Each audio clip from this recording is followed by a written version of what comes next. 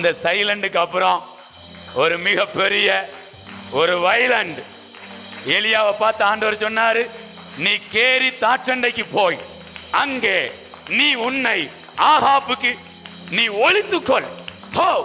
நான் காலங்களுக்கு கட்டளை இடுவேன், அது உனக்கு இறைச்சியையும் அப்பத்தையும் கொண்டு வரும். ஆற்று தண்ணீரை உன் தாகத்துக்கு நீ குடிப்பாய். நான் சொல்றேங்க, நீங்க ஒளிந்து இருக்கிற மாதிரி இருந்தாலும் உங்களுக்கான தண்ணிக்கோ உங்களுக்கான மாம்சத்துக்கோ உங்களுக்கான அப்பத்துக்கோ ஒரு குறைவுமே இருக்காது. இது வரைக்கும் நீங்க வெளியில வந்து வந்து நிறைய காரியங்களை செஞ்சிருப்பீங்க. அதை விட பலமான காரியங்களை இதுவரை பார்த்திராதத நீங்க வெளியில நிறைய போய் செஞ்சதை விட இந்த ஒரு வருடம் நீங்க ஒளிந்திருந்து பெற்றுக்கொள்வது, நீங்க ஒளிந்திருந்து அனுபவிப்பது மிக அதிகமாக இருக்கும். நல்ல தேவ பிரசன்னத்துல, தேவ மகிமையில, ஆவியின் நிறைவுக்குள்ள நீங்க உங்களை ஒளித்து வைத்துக் கொள்ளுங்க. நல்லபடி தனியா வந்தீங்கன்னா முழங்கால போட்டு உங்களுக்கு ஒரு கூடாரத்தை நீங்களே போடணும். அப்படி ஒரு பாடல் வரி அப்படி ஒரு லைன் பாடிட்டீங்கனாலே உங்க மேல ஒரு கூடாரம் என்ன செய்யும், அப்படி விழும்.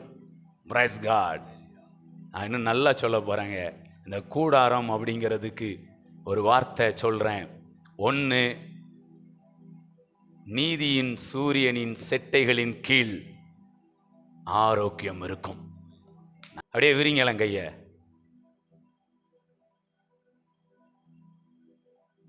தீங்கு நாளிலே கூடார மறைவிலே ஒளித்து வைத்தீரே உம் வேளைக்காகவே.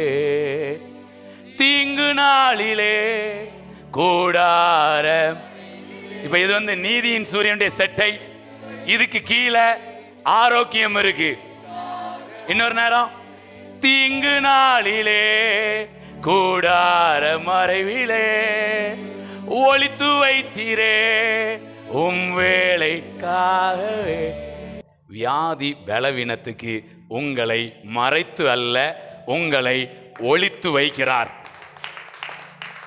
இந்த மறைத்து வைத்த அனுபவத்தில் அப்பப்போ போயிருப்போம் ஹாஸ்பிட்டலுக்கு. இந்த ரெக்கைக்குள்ள வர்றதுக்கு முன்னாடி, இந்த மறைவுக்குள்ள வர்றதுக்கு முன்னாடி எப்பவும் போயிருப்போம். இப்போ ஆண்டவர் ரெக்கைக்குள்ள வந்த உடனே, அந்த மறைவுக்குள்ள வந்த உடனே அப்பப்போ போயிருப்போம். ஆனால் ஆண்டவர் இப்போ சொல்றாரு, எப்பவுமே போகாத அளவுக்கு ஒரு கூடாரத்தை, ஒரு ரெக்கைய உங்க மேல நான் விரிக்கிறேன். இதுக்கு கீழே ஆரோக்கியம் இருக்கிறது. பெற்றுக்கொள்ளுங்க, பெற்றுக்கொள்ளுங்க. நான் பாடிக்கொண்டிருக்கும் போதே ஒரு ரெக்கை, ஒரு செட்டை உங்க மேல அப்படியே போடப்படுகிறது பாருங்களேன். ஹல்லேலூயா. இன்னொரு வசனம் சொல்லுது பாருங்க, சங்கீதம் 91:1 அழகா எழுதியிருக்கும். உன்னதமானவரின் மறைவில் இருக்கிறவன் சர்வ வல்லவருடைய நிழலில் தங்குவான்.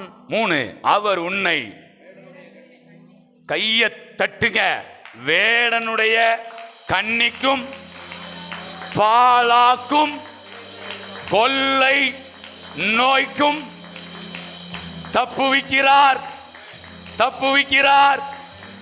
ஒரு கூடாரம். நல்லா ரிசீவ் பண்ணுங்க எல்லாரும், சின்ன பிள்ளைங்கள்ல இருந்து பெரியவங்க, வயதானவங்க பெற்றுக்கொள்ளுங்க. ஒரு செட்டை உங்க மேல விரிக்கப்படுகிறது. அடுத்து பாருங்க, அவர் தமது சிறகுகளாலே உன்னை. ஒரு மகிமை, ஒரு குளோரி நான் ஃபீல் பண்றேன். ஒரு ப்ரொடெக்ஷனுக்கான ஒரு குளோரி அப்படியே வந்து அப்படியே ஆவில, அப்படியே கண்களை மூடி அப்படியே ஆவில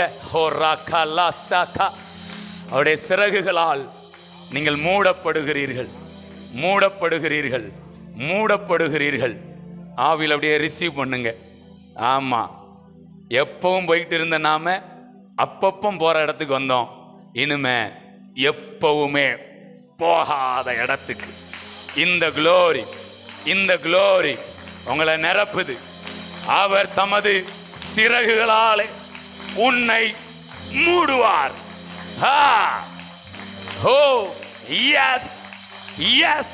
ஒரு கோழி ஒரு ஆபத்து வரும்போது, கழுகு வரும்போதோ இல்ல அக்கினி வரும்போதோ, தன்னுடைய சிறகுகளை எப்படி உயர்த்தி தன் குஞ்சுகளை கூட்டி சேர்த்து கொண்டு அணைத்து கொள்ளுமோ, அதை போல இப்பொழுது அவருடைய சிறகுகளாலே நீங்கள் மூடப்படுகிறீர்கள்.